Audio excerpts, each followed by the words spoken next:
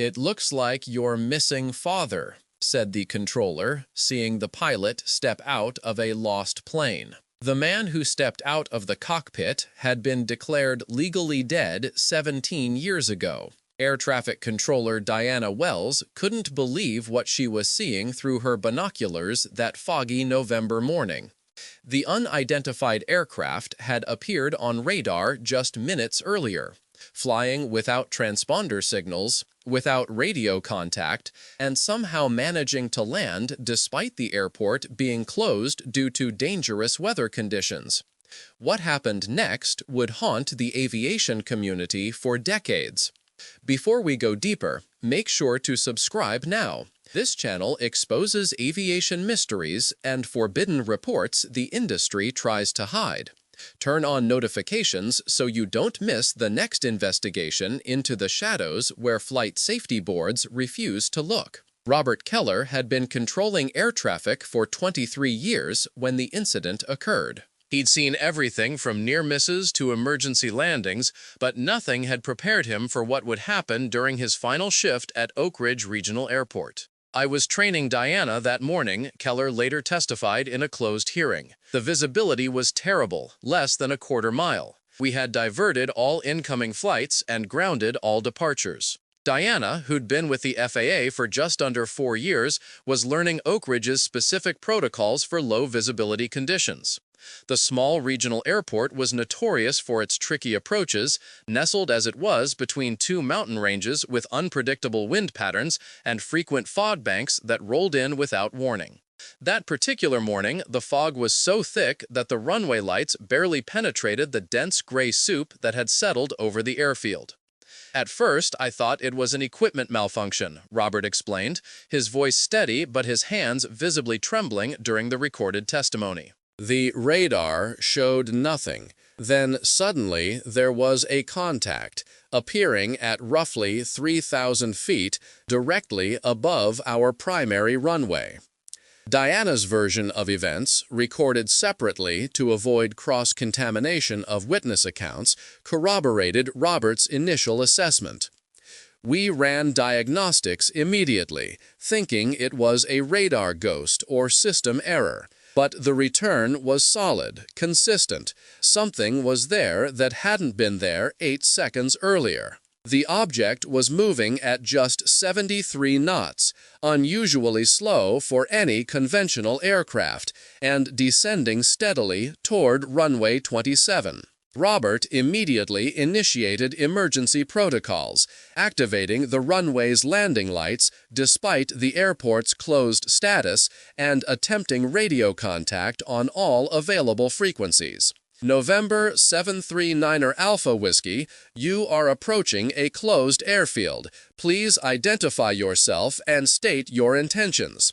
His call went unanswered. 3 more attempts yielded nothing but static. "I was reaching for the phone to alert air defense when Diana gasped," Robert continued in his testimony. "I looked back at the screen and saw the aircraft had descended to just 500 feet. It was going to attempt a landing. What happened next defies conventional explanation. Despite the near-zero visibility, despite having no guidance from the tower, despite all modern aviation safety protocols, the unidentified aircraft executed what witnesses would later describe as a perfect landing, touching down precisely at the runway threshold and rolling to a gentle stop exactly at the midpoint of runway 27. But the radar showed something impossible. The aircraft's descent profile and landing pattern didn't match any known aircraft type in the FAA database. More disturbing was what the radar tracked during the final approach. The aircraft's speed had decreased to just 42 knots before touchdown, well below the stall speed of any known fixed-wing aircraft. "It should have dropped out of the sky," air safety investigator Malcolm Reed would later note in his preliminary report. "No fixed-wing aircraft that size can maintain lift at that airspeed. It's aerodynamically impossible." As the aircraft rolled to a stop, Diana grabbed the binoculars kept in the tower for visual confirmation when electronic systems failed. Through breaks in the fog, she could make out the silhouette of what appeared to be a small twin-engine aircraft, possibly a Beechcraft Baron or similar model. But something was wrong with its proportions. The wingspan slightly too long, the fuselage somewhat too narrow. Then the fog shifted, and Diana saw the tail number, N739AW. Her hands began to shake so violently that she dropped the binoculars. Robert caught them before they hit the ground and raised them to his own eyes. "What is it? What did you see?" "That's not possible," Diana whispered, her face drained of all color. "That's my father's plane." "What are you talking about?" Robert asked, still trying to make out details through the swirling fog. N739AW was my father's call sign. His Baron 58 disappeared over the Rockies 17 years ago. They never found the wreckage. He was declared dead 5 years later. Robert would later recall the chill that ran down his spine at that moment. "I thought she was confused, mixing up numbers due to the stress of the situation. But then I saw it too. N739AW, clear as day. And I remembered the case. It had been one of the most thorough search operations ever conducted in that part of the Rockies. No trace of the aircraft or its pilot was ever found.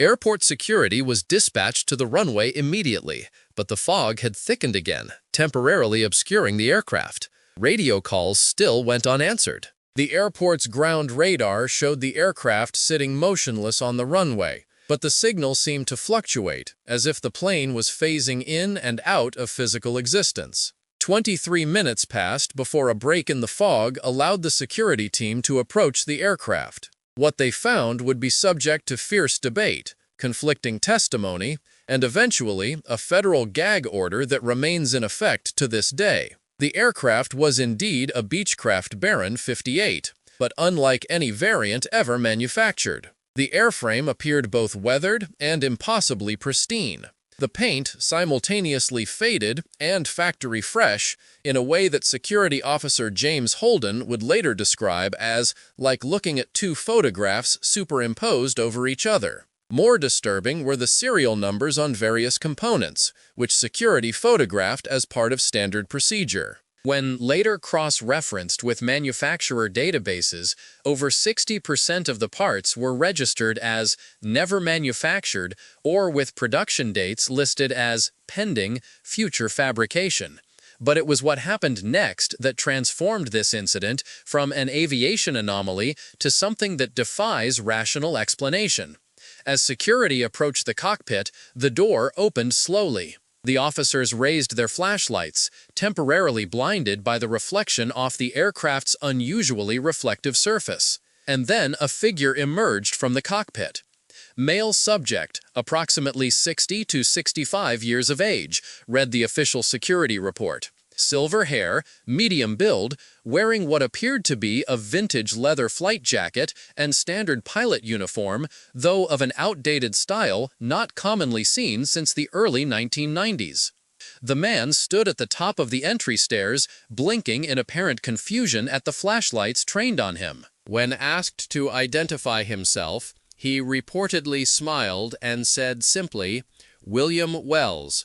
I'm a bit off course, it seems." William Wells, Diana's father, who had vanished 17 years earlier. Security Officer Holden immediately radioed the tower. "Tower, this is ground security. We have a situation." The pilot identifies himself as William Wells, requesting confirmation and instructions. Diana, who had been listening to the exchange over the radio, nearly collapsed. Robert guided her to a chair as he took over communications. "Ground security, this is Tower. Hold position and detain the individual. Medical team is en route. Do not allow the subject to re-enter the aircraft." But the next transmission from ground security came in broken, distorted. "Tower, he's talking about, says he took off this morning from, claims today is April 15, 2006, appears disoriented, but not, medical condition seems stable. April 15, 2006, the exact date William Wells had disappeared. By this time, airport management and additional security personnel had been alerted. The section of the airfield where the aircraft had landed was cordoned off, and an emergency team, including a medical officer, was dispatched to the scene. Diana, against all protocols and despite Robert's objections, left the tower and drove at dangerous speed to the runway. What happened during the next 37 minutes is documented only in classified reports and sealed testimonies. What we know from leaked accounts is that Diana arrived at the security perimeter just as the medical team was escorting the man claiming to be William Wells to an airport service vehicle. Multiple witnesses describe what happened next. Diana pushed past two security officers, running toward the man. "Dad!" she screamed, her voice cutting through the fog like a physical force. The man turned, his expression changing from confusion to shock. "Diana," he said, "what are you doing here? And why do you look so different?" According to Officer Holden's suppressed testimony, the man seemed genuinely confused when he saw Miss Wells. He kept saying she should be in college, that she was just 21. When she told him what year it actually was, that 17 years had passed, he became agitated, insisting he had taken off only hours ago. Medical Officer Patricia Shriver noted in her initial assessment, "Subject appears physically to be in his early 60s, consistent with the age William Wells would be now, not the age he was when he disappeared. However, his psychological state suggests no awareness of elapsed time. Clinical indicators show no signs of traumatic stress one would expect from 17 years of survival following a crash or other aviation incident." The aircraft itself posed even more questions. FAA inspectors who arrived 3 hours later found the fuel tanks almost empty, containing just enough fuel for approximately 20 minutes of flight time. The engines were cool, suggesting they had not recently been running, despite the aircraft having landed less than an hour before the inspection. The logbook, found in the cockpit, showed the last entry as April 15, 2006, a pre-flight check signed by William Wells before what should have been a routine 2-hour flight from Denver to Salt Lake City. But the most inexplicable finding came when inspectors checked the aircraft's hour meter, which logs the total operating time of the engines. It showed an increase of only 2 hours and 17 minutes since the last documented maintenance check in April 2006.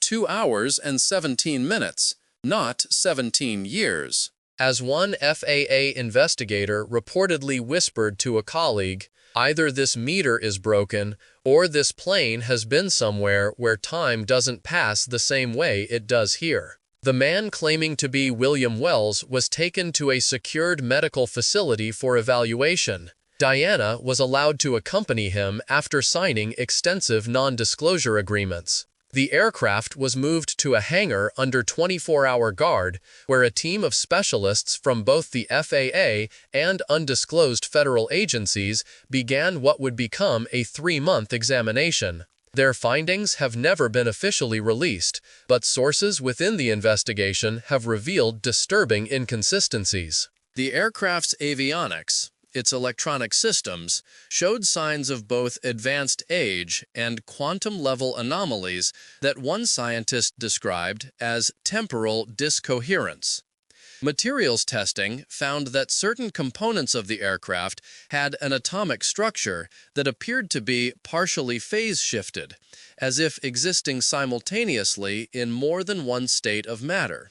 Most disturbing were the recordings recovered from the cockpit voice recorder. Although the device itself was standard for the aircraft type and era, the recovered audio defied explanation. William Wells could be heard making routine radio calls, reporting his position, and responding to air traffic control instructions.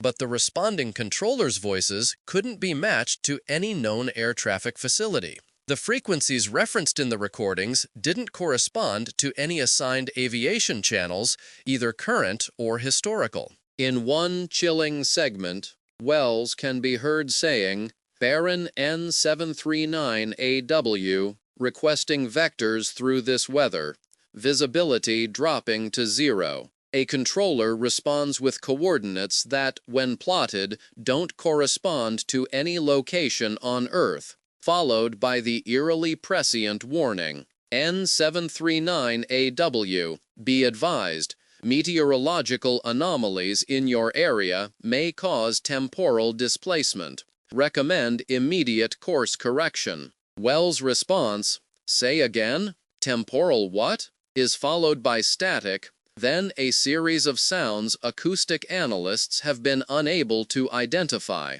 described variously as crystalline shattering, time-lapse thunder, and most unsettlingly, the sound of reality tearing. After 17 seconds of these anomalous sounds, Wells' voice returns, strangely calm. "Something's wrong with the instruments. All readings impossible. Sky both dark and light. Can't tell which way is down." A pause, then, "Wait, I see runway lights, but they're wrong somehow."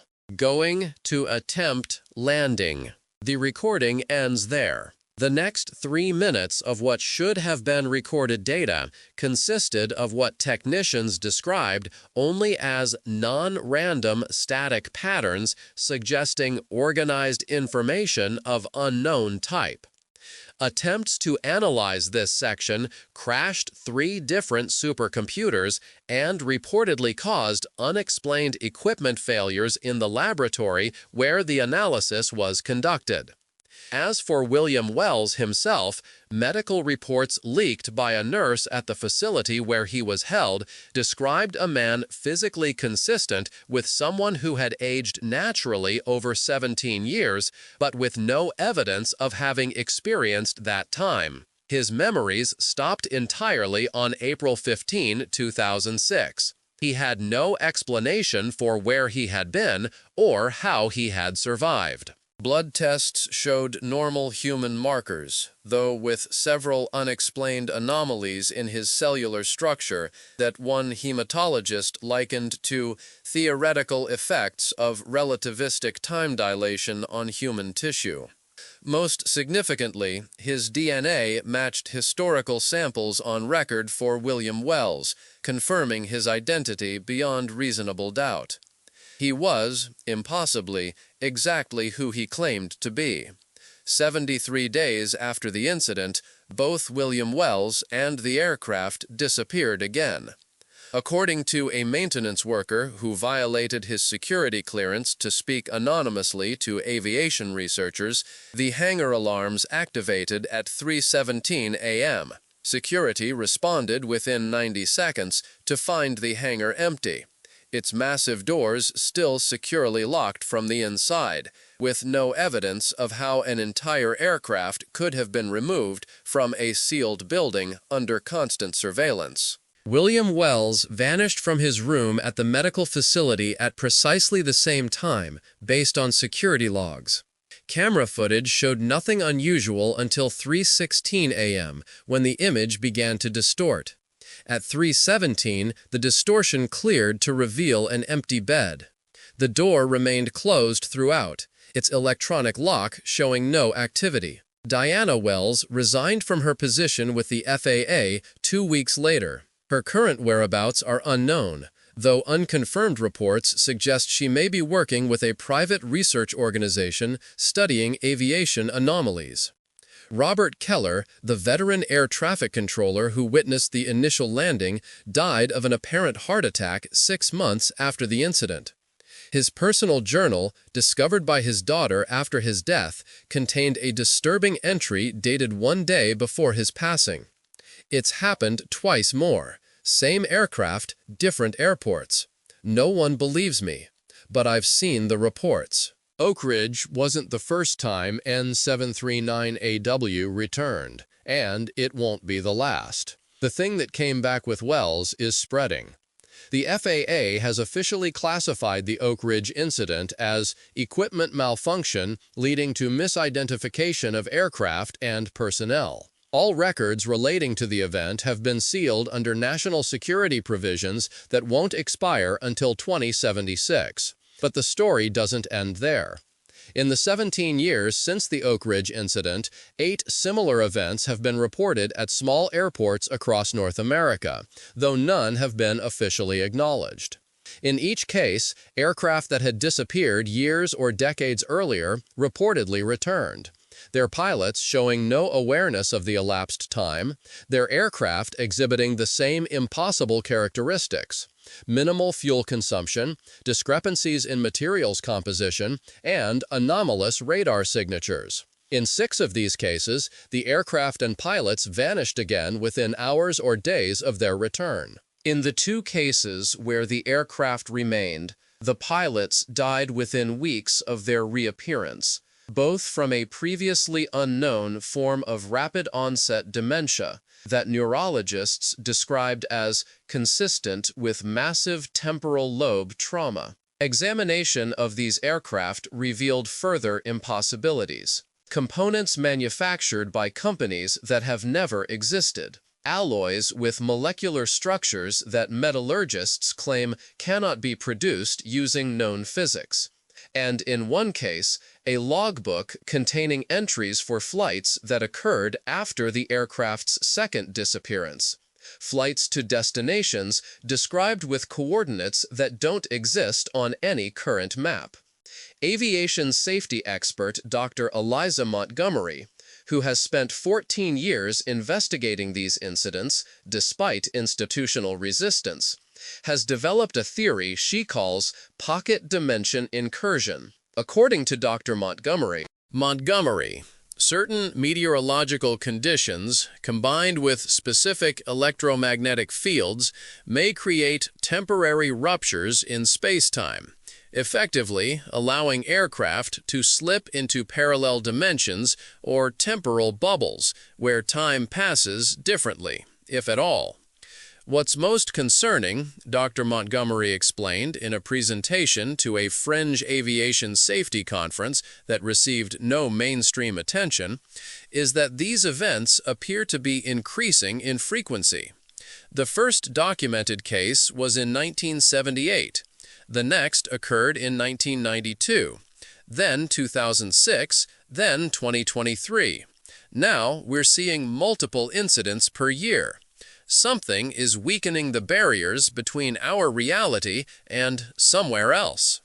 Dr. Montgomery's research points to certain geographical hotspots where these incidents are more likely to occur, primarily along what she calls temporal fault lines that roughly correspond to areas of unusual electromagnetic activity in North America's mountain regions. She has identified 17 potential hotspots and has attempted to warn aviation authorities to restrict flights in these areas during specific atmospheric conditions. Her warnings have been universally ignored by official channels. Perhaps most disturbing is what happened to the aircraft that remained after their pilots' deaths. Both were seized by undisclosed government agencies and transported to restricted facilities. A maintenance technician who had contact with one of these aircraft during its transport reported that the plane's avionics would activate without power, that compass needles would spin randomly in its presence, and that digital watches and phones would display impossible dates when brought near the fuselage. That plane wasn't just a machine anymore, the technician stated before his subsequent disappearance. It was like it had been infected with something that was spreading to other systems it came in contact with. This brings us to the most recent incident, which occurred just 37 days ago at a private airstrip near Redmond, Oregon, less than 200 miles from where William Wells made his impossible return. A single-engine Cessna 182, registration number N182TB, disappeared during a routine flight on August 7, 1994. The pilot, Thomas Brennan, was an experienced aviator with over 3,000 flight hours. No distress call was received, and despite an extensive search, no trace of the aircraft or its pilot was ever found. On July 29, 2023, 29 years after its disappearance, radar operators at Seattle Center detected an unidentified aircraft entering restricted airspace. The aircraft was not broadcasting a transponder signal and did not respond to radio calls. Fighter jets were scrambled to intercept, but by the time they reached the location, the radar contact had vanished. 3 hours later, a Cessna 182 with the registration N182TB landed at the private airstrip where Thomas Brennan had originally taken off 29 years earlier. The airstrip had since been converted to a small research facility owned by a company called Temporal Dynamics Research, a private organization founded by Diana Wells 8 years after her father's brief return. Security camera footage, which was mysteriously uploaded to multiple file-sharing sites before being removed by unknown entities, shows the aircraft taxiing to a stop. A man matching Thomas Brennan's description exits the cockpit, looking confused but unharmed. He is met on the tarmac by a woman whose face is not clearly visible, but whose physical characteristics match those of Diana Wells. Audio is limited, but enhanced versions reveal the woman saying, "Welcome back, Mr. Brennan. We've been expecting you. You're not the first, and you won't be the last." Brennan's response, "I don't understand. I just took off." Where's the storm? The woman, "The storm has been waiting for you for 29 years, but now you're where you need to be." The footage ends as they walk toward a building marked with the Temporal Dynamics Research logo, a stylized hourglass with wings. According to former employees of the facility who have spoken on condition of anonymity, Temporal Dynamics Research has been collecting data on these temporal displacement events for over a decade. Their research suggests that the returned aircraft are not simply machines that have traveled through time, but rather cross-dimensional anchor points that allow something from another plane of reality to establish a foothold in our world. They're not studying these planes to understand the phenomenon, one former researcher claimed. They're using them to try to stabilize the connection, to keep the doorway open. Another whistleblower was more direct. Diana Wells believes her father is trapped between dimensions, not fully in our world or the other. These planes are the only connection, the only way to potentially bring him back permanently. But what she doesn't understand, or maybe doesn't care about, is what else might come through if she succeeds. Temporal Dynamics Research ceased all official operations 17 days ago. Their facility near Redmond now appears abandoned, though satellite imagery shows unusual thermal signatures emanating from underground structures that don't appear on any public building plans. The current whereabouts of Thomas Brennan, like those of William Wells, remain unknown. The Cessna 182 that returned after 29 years is also missing, along with all research data from the facility. But perhaps the most chilling aspect of this ongoing mystery comes from air traffic control recordings from small airports across the country. In the past 2 weeks, there have been 17 reported instances of ghost radar returns. Aircraft appearing suddenly on radar with no transponder signal, maintaining impossible flight paths, and then vanishing just as abruptly. In each case, the aircraft remained visible on radar for exactly 17 minutes before disappearing.